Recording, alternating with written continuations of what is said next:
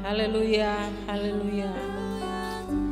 Haleluya, haleluya. Haleluya. Terima kasih Tuhan, terima kasih Tuhan. Terima kasih buat kehadiran-Mu Roh Kudus. Mari Roh Kudus, Engkau ambil alih sepanjang pemberitaan firman-Mu. Engkau menolong kami untuk mengerti firman-Mu. Menolong kami untuk bisa mengaplikasikan firman-Mu. Tolong kami Roh Kudus, supaya kami bisa melihat kuasa dan kehebatan-Mu. Dan kami bisa menyatu dengan Engkau, sehingga nama-Mu dipermuliakan. Terima kasih Bapa. Berbicaralah Roh Kudus. Kami siap mendengarkannya. Di dalam nama Tuhan Yesus kami berdoa. Amin. Puji Tuhan. Kita semua ingin hidup satu frekuensi dengan Tuhan ya. Amin. Kita ingin hidup mengalami mujizat demi mujizat Tuhan. Kita ingin hidup dalam dimensinya Allah. Karena kita semua terikat dengan 3 dimensi, waktu, terbatas oleh waktu dan terbatas oleh ruang yang ada. Tetapi Tuhan tidak terbatas. Itu sebabnya mari kita akan menyamakan kembali dimensi kita, menyamakan kembali persepsi kita, kehidupan kita dengan langkahnya Tuhan. Tentu saja itu akan kita lihat di dalam firman Tuhan. Kenapa saya katakan kita perlu menyamakan langkah kita dengan langkah Tuhan? Karena kadang-kadang kita tersedot dengan situasi yang ada di sekeliling kita. Ketika kita menghadapi masalah, maka yang pertama-tama yang kita pikirkan adalah bagaimana jalan keluar. Kita mulai berpikir jalan keluar A. Kemudian kalau jalan keluar A gagal, jalan keluar B. Jalan keluar C, kita mulai merancang dengan pikiran kita. Memang kita perlu belajar tentang problem solving. Kita perlu belajar tentang banyak hal. Bagaimana kita bisa menghadapi setiap masalah-masalah yang sulit.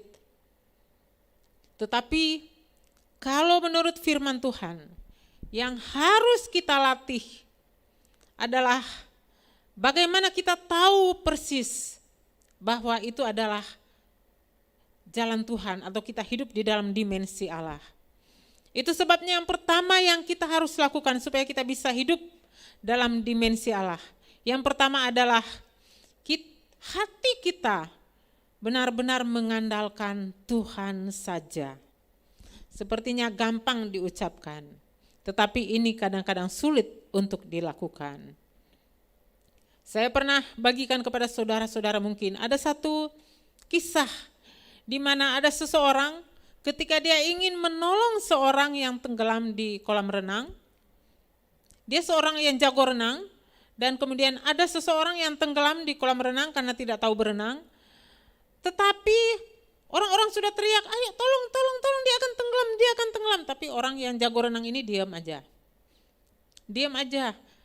Dan sesudah tidak ada lagi gerakan-gerakan yang muncul di dalam kolam renang, langsung bapak itu langsung lompat dan kemudian dia angkat korban yang tenggelam. Sesudah diangkat baru kemudian perutnya dipompa dan kemudian akhirnya bisa diselamatkan. Kemudian orang tanya, kenapa bapak tidak langsung terjun menyelamatkan orang yang tenggelam di kolam renang? Dan bapak itu katakan, kalau saya terjun dan saya menyelamatkan dia pada saat itu saya bisa ikut tenggelam. Karena apa? Karena orang itu berusaha dengan tangan kakinya dia berusaha supaya dia bisa selamat, dan hal itu berbahaya, bisa orang yang menolong dia akan tenggelam. Karena dia masih berusaha dengan kekuatan maksimal dari dirinya, dan itu berbahaya buat orang yang menolong dia. Itu sebabnya dia katakan, saya harus tunggu sampai orang itu tidak punya tenaga lagi, sampai dia give up baru saya terjun dan saya selamatkan dia. Sehingga dua-duanya bisa selamat. Itu kata orang itu. Tuhan kadang-kadang membiarkan kita Kita bergerak dengan susah payah, kita bergerak dengan segala kemampuan kita, dengan kemampuan kita yang maksimal untuk menolong diri kita sendiri. Dan Tuhan kadang membiarkan kita sampai hati kita benar-benar tertuju kepada Dia. Sampai kita benar-benar mengandalkan Dia dalam seluruh kesulitan hidup yang kita alami. Kalau zaman sekarang saudara, zaman sekarang dengan IT yang semakin canggih, bahkan robot-robot sudah diciptakan. Di Jepang kalau saudara lihat di internet, seolah-olah manusia itu udah semakin canggih. Bahkan katanya manusia suatu waktu bisa punah oleh kemampuan intelektual yang ada. Saudara, manusia sekarang sulit untuk mengandalkan Tuhan. Tetapi kita akan belajar kalau kita mau hidup dalam dimensi Allah. Yang pertama yang harus kita lakukan adalah hati kita benar-benar mengandalkan Tuhan. Ini merupakan hal yang tidak gampang untuk orang-orang yang hidup dalam zaman sekarang, di mana segala sesuatu serba instan, segala sesuatu bisa tersedia kapan aja kita mau. Tetapi firman Tuhan mengajarkan kepada kita, ketika banyak orang yang kehilangan iman, ketika banyak orang yang melepaskan andalan kepada Tuhan, tetapi firman Tuhan mengajarkan kita saat ini untuk belajar mengandalkan Tuhan. Hati kita benar-benar mengandalkan Tuhan. Kita akan lihat di dalam Markus pasal 5. Markus pasal 5 ayat 21. Sesudah Yesus menyeberang lagi dengan perahu, orang banyak berbondong-bondong datang lalu mengerumuni Dia, sedang Ia berada di tepi danau. Datanglah seorang kepala rumah ibadat yang bernama Yairus.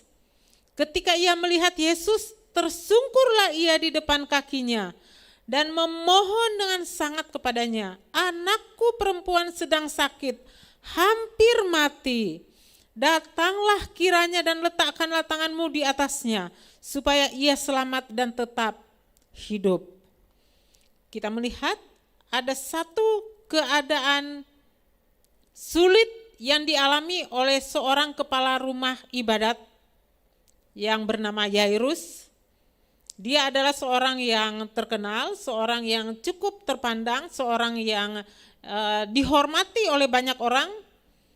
Dan dia tiba pada satu titik di mana semua harapannya untuk kesembuhan anaknya hilang. Dia sudah berusaha dengan segala macam cara. Di sini sepertinya ada Dr. Alvin ya.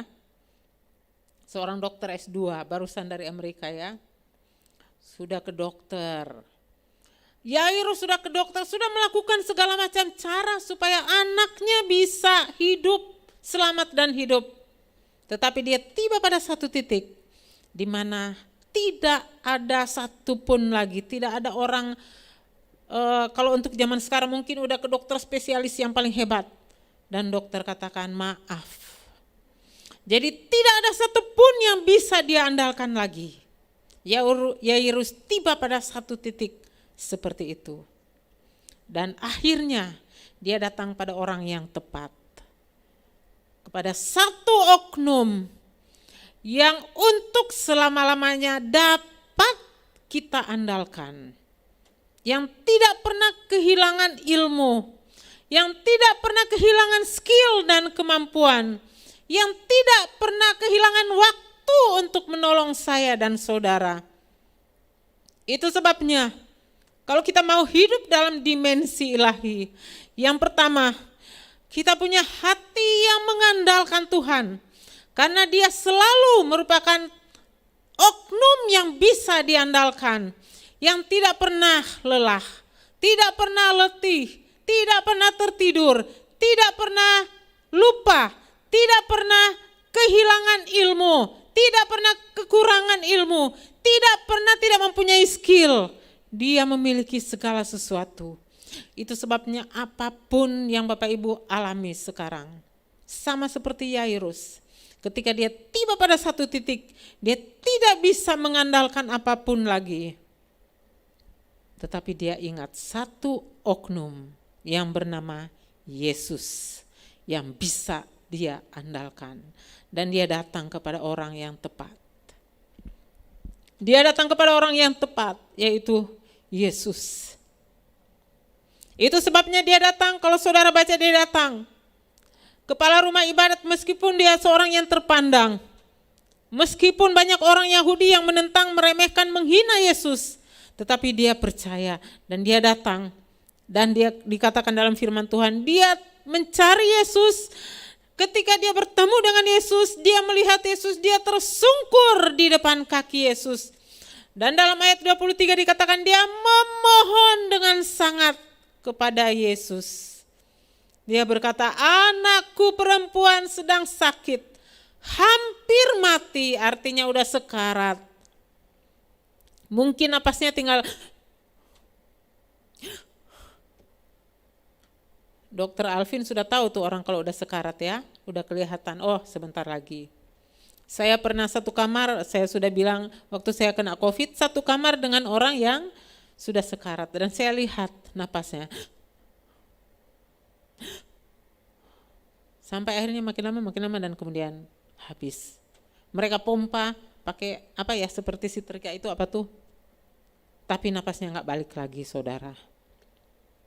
Ya, hampir mati, Yairus katakan. Tetapi dia tidak kehilangan harapannya karena dia tahu siapa yang bisa dia andalkan. Orang-orang modern sekarang, kadang-kadang kita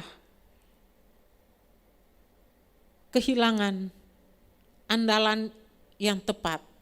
Andalan hati kita kadang-kadang tertuju kepada orang-orang lain, kepada orang-orang yang punya skill hebat, kepada orang-orang yang kita tahu punya pengetahuan yang hebat, kepada orang-orang yang punya uang banyak, dan kepada hal-hal lain yang kita pikir kita bisa andalkan. Tapi firman Tuhan mengajarkan kepada kita, kalau kita mau hidup di dalam dimensi ilahi, kita harus bisa melepaskan semua andalan kita yang lain. Bukan artinya kita tidak boleh pakai yang modern-modern, bukan saudara, bukan seperti itu. Artinya sekalipun kita minum obat, kita datang kepada dokter, kita tetap punya andalan kepada Tuhan. Tuhan, pakai dokter ini, pakai obat ini menjadi alat untuk menyembuhkan saya. Andalan kita, hati kita tetap tertuju kepada Tuhan yang sanggup untuk membuat mujizat. Mungkin sebagai seorang dokter, Dokter Alvin tahu bahwa ada banyak kali mujizat atau kesembuhan yang terjadi itu di luar nalar, bukan? Pada akhirnya ada beberapa dokter yang mengatakan, dalam buku-buku mereka katakan bahwa kesembuhan itu adalah mujizat. Karena apa? Karena ada banyak hal yang tidak bisa dijelaskan dengan ilmu. Ya saudara, jadi yang pertama, kalau kita mau hidup berkemenangan, hidup di dalam mujizat demi mujizat, hidup di dalam dimensi Allah, mari kita punya hati yang mengandalkan Tuhan. Dan kita melihat lagi ada satu oknum lain yang di dalam Markus pasal 5 yang kehilangan andalan, di mana-mana tidak ada lagi yang bisa diandalkan. Kita baca ayat selanjutnya. Ayat 24, lalu pergilah Yesus dengan orang itu, orang banyak berbondong-bondong mengikuti dia dan berdesak-desakan di dekatnya. Ayat 25, Markus 5 ayat 25, bisa ditampilkan di belakang, Markus 5 ayat 25, adalah di situ seorang perempuan yang sudah 12 tahun lamanya menderita pendarahan. Ini sudah sering kita dengar. Ia telah berulang-ulang diobati oleh berbagai tabib sehingga telah dihabiskannya semua yang ada padanya. Namun Markus mengatakan sama sekali tidak ada faedahnya, enggak ada guna, cuma buang uang katanya Markus. Sebaliknya keadaannya makin buruk. Jadi ada satu lagi wanita yang kehilangan andalan. Dia sudah berulang-ulang datang kepada dokter ini, datang kepada dokter sana, pergi kepada dokter spesialis ini. Dan dia sudah habiskan semua uangnya. Depositonya habis semua. Sampai dia gak punya lagi uang untuk berobat lagi. Namun gak ada guna. Tidak ada faedahnya kata Markus. Sebaliknya keadaannya makin buruk. Dan kemudian ayat 27,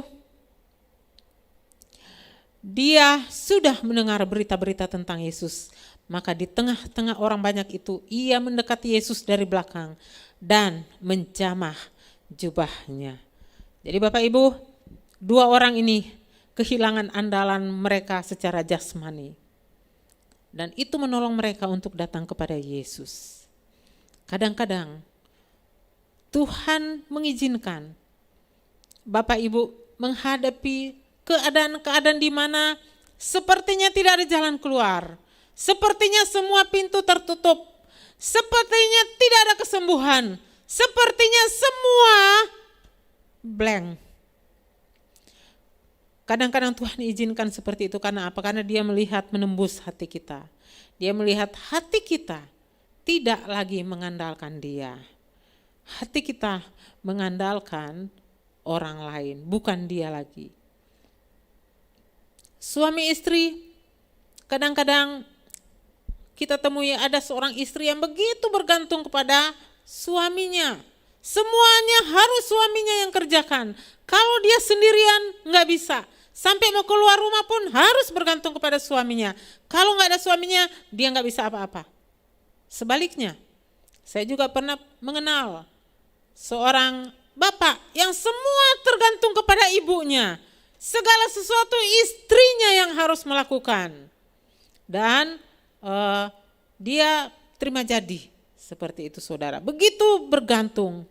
Dan saya melihat ada dua kasus di mana seorang istri yang begitu bergantung kepada suaminya, kemudian suaminya meninggal. Waktu suaminya meninggal, istrinya kelabakan. Karena biasanya semua suaminya yang kerjain.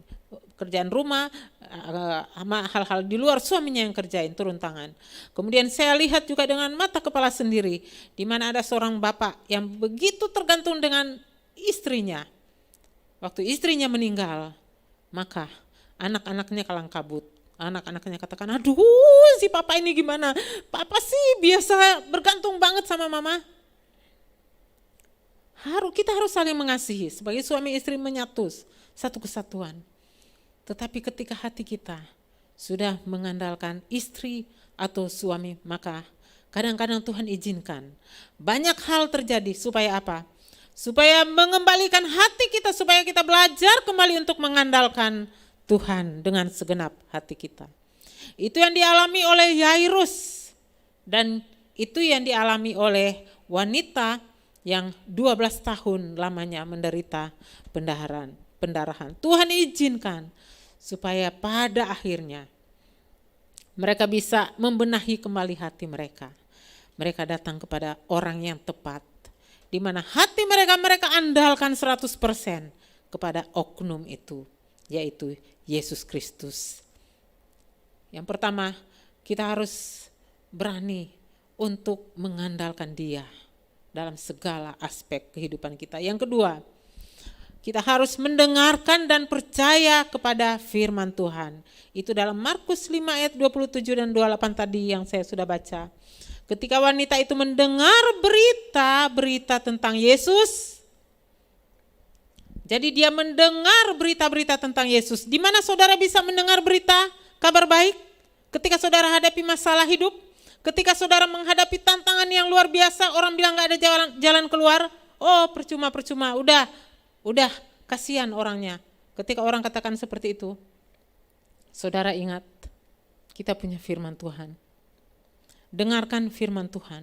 Dengarkan berita firman Tuhan. Makanya ini disebut Injil. Ini disebut kabar baik.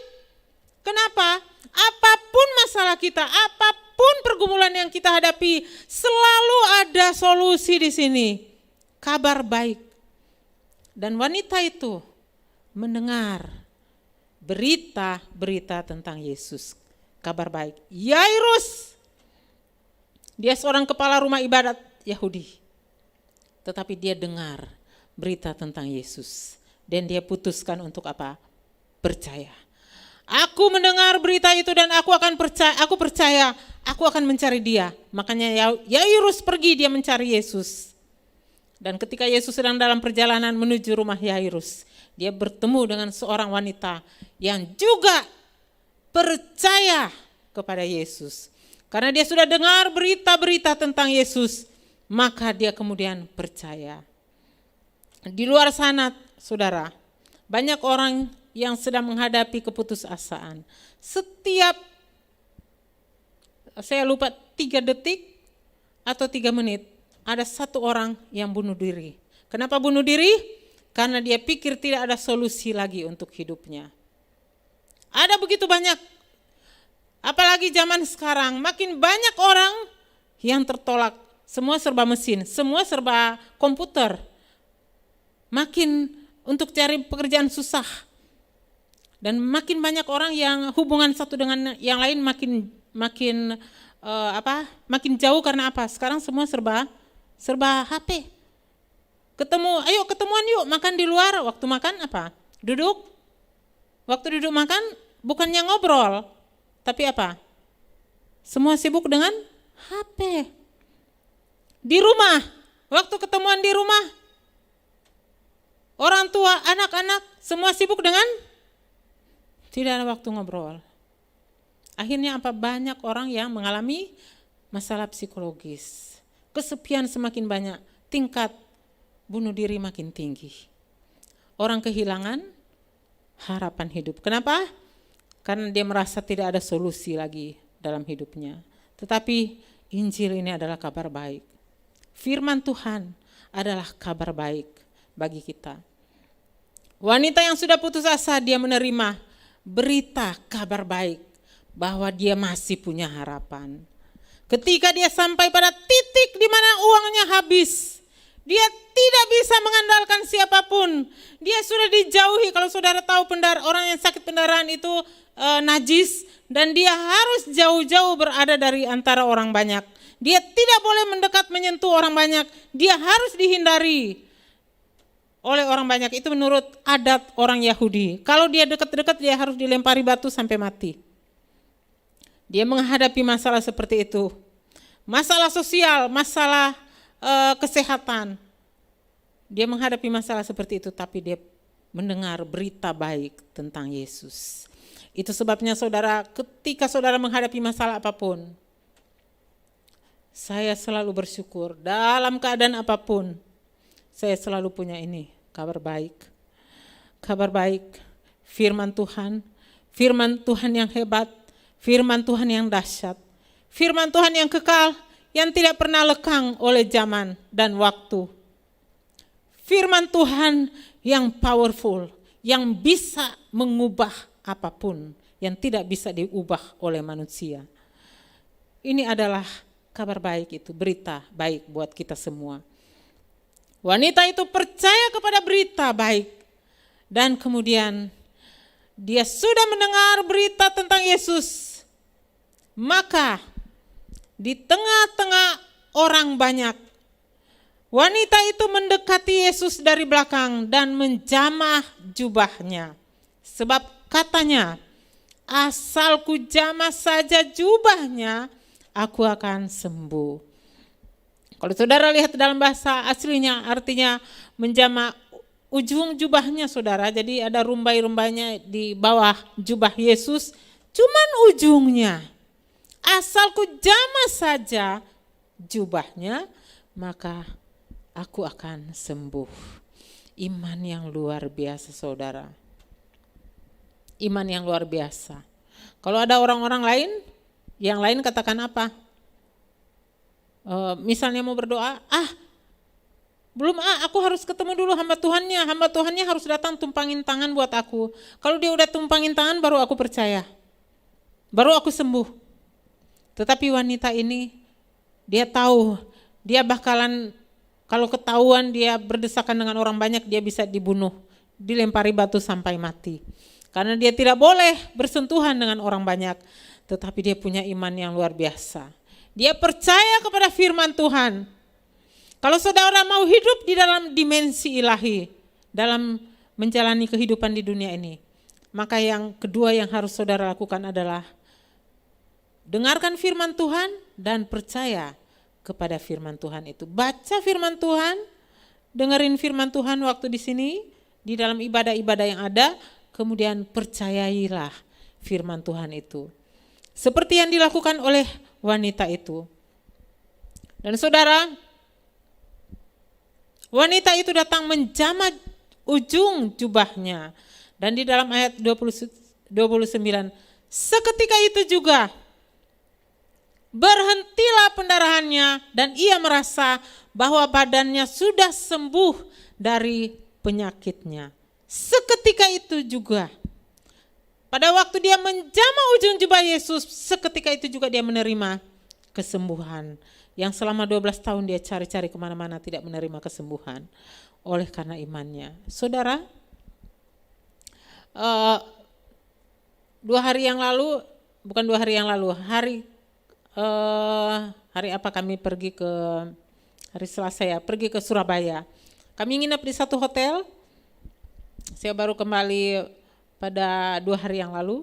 Kami nginep di satu hotel dan saudara, waktu kami masuk di hotel itu, hotelnya mewah, tapi waktu saya mau hidupkan lampu, nggak bisa.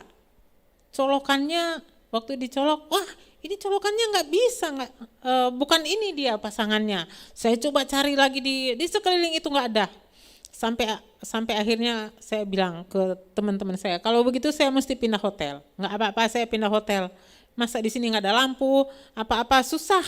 Masalah lampu nggak ada, teleponnya nggak jadi, apa semua nggak ada jadi. Terus pihak hotel minta maaf katanya karena sesudah pandemi baru kali itu lagi dibuka. Jadi mengalami hal seperti itu. Kemudian teknisinya datang dan saya minta tolong, ini kenapa bisa begini? Oh iya Bu, berarti ini harus diganti kabelnya karena enggak cocok dengan colokannya. Kemudian dia datang, dia bawa kabelnya dan dia ganti semua. Jadi waktu saya dia colokin, wah kamar hotel jadi terang. Nah saya senang banget saudara oleh karena itu. Karena apa? Karena colokannya udah pas. Nah saudara, banyak orang yang tidak menerima mujizat dari Tuhan. Banyak orang yang tidak bisa hidup dalam dimensi ilahi karena apa? Karena colokannya enggak pas. Banyak orang yang berdesak-desakan dengan Tuhan Yesus. Waktu Tuhan Yesus tanya kepada murid-murid, pada ketika itu juga dalam ayat 30, mohon ditampilkan ayat 30, Yesus mengetahui bahwa ada tenaga yang keluar dari dirinya. Lalu ia berpaling di tengah orang banyak dan bertanya, siapa yang menjamah jubahku? Yesus rasa ada tenaga yang keluar ya. Murid-muridnya menjawab, engkau lihat bagaimana orang-orang ini berdesak-desakan dekatmu dan engkau bertanya siapa yang menjamah aku? Jadi murid-murid bingung. Orang banyak begini kan berdesak-desakan. Jadi Yesus kesentuh semua orang. Dan dia katakan, murid-murid katakan, ini kan orang banyak, mengapa engkau bertanya siapa yang menjamah aku? Orang banyak sudah menyentuh engkau. Tapi ayat 32 Yesus ngotot. Yesus memandang sekelilingnya. Dia lihat satu-satu, dia memandang sekelilingnya untuk melihat siapa yang telah melakukan hal itu. Saudara, sentuhan saudara itu kepada Tuhan, apakah saudara datang menggapai Tuhan dengan sentuhan yang bagaimana? Kalau tidak dengan sentuhan iman, enggak akan ada tenaga keluar dari tubuh Yesus. Banyak orang datang menyentuh tangan Yesus, berdesak-desakan dengan Yesus, tapi enggak ngefek. Kenapa enggak ngefek? Bukan sentuhan iman. Itu adalah sentuhan jasmani, secara jasmani doang. Kalau saudara kita datang kepada Tuhan, kita harus pastikan sama persis dengan kontaknya. Kalau saudara mau kontak dengan Tuhan, pastikan bahwa kabel itu cocok dengan stop kontaknya. Jadi pas dicolokin, terang, listriknya mengalir keluar terang. Kalau saudara mau hidup di dalam dimensi ilahi, maka kita harus menyamakan dimensi kita dengan Tuhan. Dengan cara apa saudara? Dengan sentuhan iman. Sentuhan iman kepada Tuhan. Ketika saudara berdoa, sentuh dia dengan iman. Gapai dia dengan iman. Karena cuma sentuhan iman itu yang bisa mengeluarkan tenaga, bisa mengeluarkan kuasa. Itu sebabnya Yesus tahu. Murid-murid bingung, murid-murid tidak ngerti, murid-murid bingung. Begitu banyak orang yang menyentuh engkau. Kenapa engkau bertanya? Aneh, guru ini aneh katanya. Tapi Tuhan bilang enggak, ada satu orang yang menyentuh aku dengan sentuhan yang berbeda. Yaitu sentuhan iman. Kalau kita mau menyamakan dimensi kita dengan Allah, mari kita menggapai dia, datang hampir dia dengan sentuhan iman, walaupun hanya ujung jubahnya. Dan kita akan melihat bagaimana Tuhan bekerja dengan luar biasa. Seketika itu juga berhentilah pendarahannya. Karena apa? Stop kontaknya dengan kabelnya cocok. Kita harus menggunakan kabel kontak yang tepat dengan stop kontaknya. Dan kalau kita mau supaya mengalir aliran kuasa ilahi itu dalam kita, mari kita gunakan stop kontak yang tepat, yaitu iman. Sentuh dia dengan iman. Hanya satu-satunya cara itu yang membuat bisa berhasil. Jadi yang pertama, teknisi yang ada di hotel waktu itu, dia udah coba. Satu malam gagal, lampu nggak bisa dihidupkan. Karena apa? Nggak ada kabel yang cocok. Tapi pada keesokan harinya ketika teknisi yang satu datang dan dia gunakan kabel yang pas, maka lampu langsung menyala. Kalau kita mau hidup dalam dimensi ilahi, satu-satunya syarat adalah iman kepada dia. Sentuhlah dia dengan iman, kepercayaan kita. Iman yang berdasar kepada firman Tuhan. Ya, kemudian perempuan itu menjadi takut dan gemetar, ayat 33. Ketika mengetahui apa yang telah terjadi atas dirinya, dia tampil dan tersungkur depan Yesus dan dengan tulus memberitahukan segala sesuatu kepadanya. Maka kata Yesus kepada perempuan itu, "Hai anakku, imanmu telah menyelamatkan engkau. Pergilah dengan selamat dan sembuhlah dari penyakitmu." Kalau saudara mau mendekati Tuhan, mau berdoa meminta sesuatu kepada Tuhan, tanpa iman, saudara tidak bisa memperkenankan hati Allah. Jadi mari kita datang dengan percaya kepada Dia. Yang ketiga, kalau saudara mau bertindak, kalau saudara mau hidup dalam dimensi ilahi, adalah bertindaklah dengan iman. Karena Yesus hanya merasakan kontak iman, baru saudara bisa mengalami mujizat.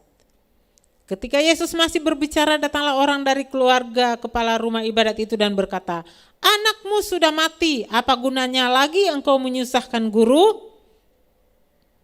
Tetapi Yesus tidak menghiraukan perkataan mereka dan berkata kepada kepala rumah ibadat, yaitu Yairus, yang anaknya hampir mati. Mereka datang dan katakan, "Yairus, percuma, enggak usah lagi susahkan guru, anakmu sudah mati." Yesus katakan, "Jangan takut, percaya saja." Jadi Yairus tetap percaya, apapun keadaannya. Banyak kali saya alami masalah-masalah yang sulit dalam hidup saya. Banyak kali saudara. Berkaitan dengan keluarga, berkaitan dengan pekerjaan, berkaitan dengan pelayanan, ada banyak hal yang saya tahu saya mentok. Tetapi yang saya katakan kepada Tuhan adalah apa? Orang mati pun, anak Yairus saja sudah mati, bisa Tuhan bangkitkan, apalagi masalah saya. Hal yang sepele bagi Tuhan. Saya harap kita semua akan berpikir seperti itu dengan masalah yang kita alami sekarang. Orang mati pun, bahkan Orang yang sudah membusuk 4 hari dikubur. Tuhan bisa hidupkan, tidak membusuk lagi dia keluar dari kubur. Apalagi dengan masalah kita, masalah kecil. Apakah saudara melihat seolah-olah, aduh, usahaku mati. Aduh, hubunganku dengan suami udah mati. Hubunganku dengan anak-anak udah mati. Dan saudara bilang gak mungkin lagi ada jalan keluar. Lazarus aja yang udah membusuk, Tuhan bisa hidupkan. Apalagi masalah saudara seperti itu. Tuhan sangat senang kalau kita beriman. Karena cuma dengan cara itu, dia bisa mengalirkan kuasa kesembuhan. Bisa mengalirkan kuasa pemulihan dalam keluarga, dalam kehidupan, dalam pelayanan saudara. Amin. Kemudian lalu Yesus tidak memperbolehkan seorang pun ikut serta kecuali Petrus, Yakobus dan Yohanes saudara Yakobus. Mereka tiba di rumah kepala rumah ibadat dan di sana dilihatnya orang-orang ribut, menangis, meratap dengan suara nyaring. Kenapa mereka menangis? Mereka pikir tidak ada lagi harapan. Sesudah ia masuk, ia berkata kepada orang-orang itu, "Mengapa kamu ribut dan menangis? Anak ini tidak mati tetapi tidur." Mereka menertawakan dia. Kadang-kadang iman kita ditertawakan oleh orang. Maka diusirnya semua orang itu, lalu dibawanya ayah dan ibu anak itu, dan mereka yang bersama-sama dengan dia masuk ke kamar anak itu, lalu dipegangnya tangan anak itu, lalu katanya, "Talitakum," yang berarti, "Hai anak, aku berkata kepadamu, bangunlah." Seketika itu juga anak itu bangkit, berdiri dan berjalan. Sebab umurnya sudah 12 tahun. Semua orang yang hadir sangat takjub. Jadi saudara, itu hasil dari kepercayaan siapa? Orang tua. Orang tua dari anak. Jadi kadang-kadang ada anak-anak yang sakit parah dan ada orang tua yang datang. Doakan anak saya lagi sakit. Tuhan menghargai iman dari orang tua. Tuhan menghargai iman istri untuk suami. Tuhan menghargai iman suami untuk istri. Tuhan menghargai iman teman-temannya untuk temannya yang sedang sakit. Mari kita datang, miliki kontak iman dengan Tuhan untuk mendoakan siapa? Saudara kita, sahabat kita, suami kita, istri kita, anak-anak kita, atau siapapun yang saudara tahu perlu untuk didoakan sehingga dia bisa mengalami mujizat. Mari kita datang dengan iman kepada dia dan percaya kepada dia. Saya undang bagi pemain musik untuk datang dan kita akan nyanyikan satu pujian. Ku yakin saat kau berfirman, ku kuat. Mari kita datang, kita lihat apa yang sedang kita alami saat ini. Apakah saudara sedang menghadapi masalah saat ini atau ada kesulitan yang saudara merasa sepertinya tidak ada jalan keluar? Saudara sedang bergumul dengan masalah kesehatan, saudara bergumul dengan masalah keuangan, saudara bergumul dengan masalah masa depan saudara, masalah pekerjaan, pendidikan saudara, atau apapun yang tidak bisa saudara sebutkan. Mari kita jamah Yesus dengan iman. Jamah dia dengan iman. Percaya kepada dia. Maka saudara akan lihat kesembuhan terjadi, kehidupan terjadi. Seperti yang dialami oleh wanita dan kepala rumah ibadat itu.